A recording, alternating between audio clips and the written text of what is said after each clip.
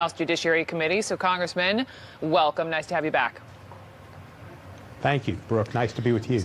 So the headline at this moment on Whitaker is that, he has no intention of recusing himself. And like we've said, the Washington Post reports that folks close to him believe he won't approve any subpoena of Trump as part of this Mueller investigation. To that, Congressman Cohen, you say what? Whitaker is obviously a hatchet man hired to destroy and strangle the Mueller investigation. And he wasn't going to recuse himself. Whether he should recuse himself or not is an opinion question, subjective question, that possibly could go to the courts, and the courts could make a decision. But the administration and the Justice Department will fight it with all they have and appeal it to the Supreme Court and hope that Justice Kavanaugh is the fifth vote that they need on executive power and executive privilege to thwart any questions of his objectivity. So if you're calling him a hatchet man, you are the ranking member on House Judiciary, soon to be in the majority of the House. What are you going to do about it? Now, I'm the ranking member on the subcommittee on the Constitution. Mr. Nadler's the ranking member on Judiciary. What do you plan to do about it as a Democrat?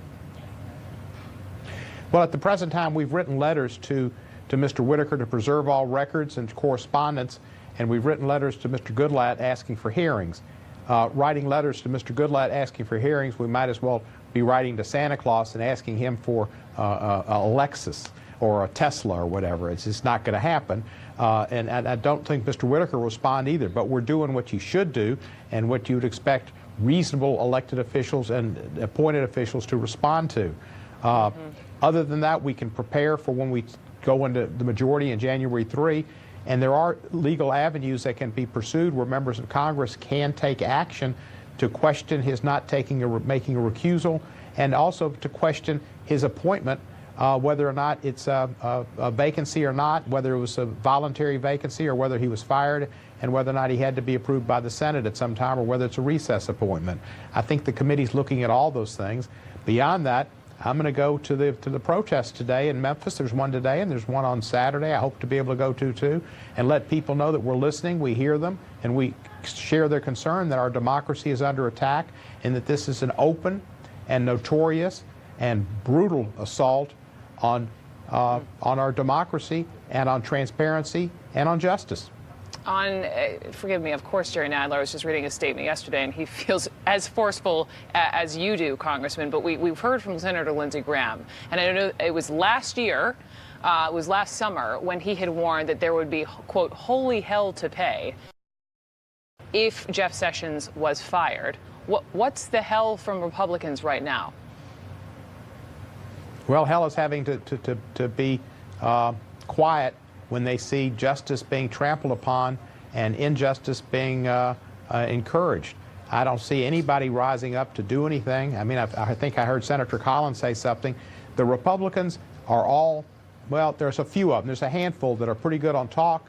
There was a line in chorus line, something about looks X and dance whatever.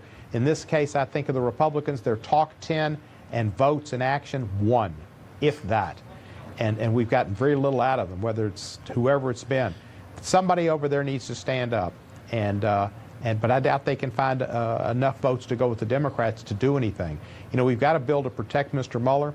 I had that brought it up on the floor of the House and brought a motion to bring it to the floor, and it got about 183 Democrat votes, but the only Republican that would sign on, we only had one, and that was a shame. What can you do with that? You're about to have the majority. Well, if we could get a majority, we could force a vote on the floor. But you've got to get a majority to bring it out of committee and to the floor for a vote. And we probably get every Democrat when we come back, but that's still 193. And you probably wouldn't get many Republicans. Now, there's a chance we could get, who knows what Mia Love and Carbello and Mike Kaufman and the others who President Trump read off yesterday like he was doing a Rosh Hashanah Kol Nidre kind of speech about who died the previous year. Yeah. It was like when I'm in temple and they read off the names of the dead of blessed memory. He was doing the best impression of a rabbi I've ever heard from a president. And if those people, there's still a lame duck, and he needs their votes on some bills.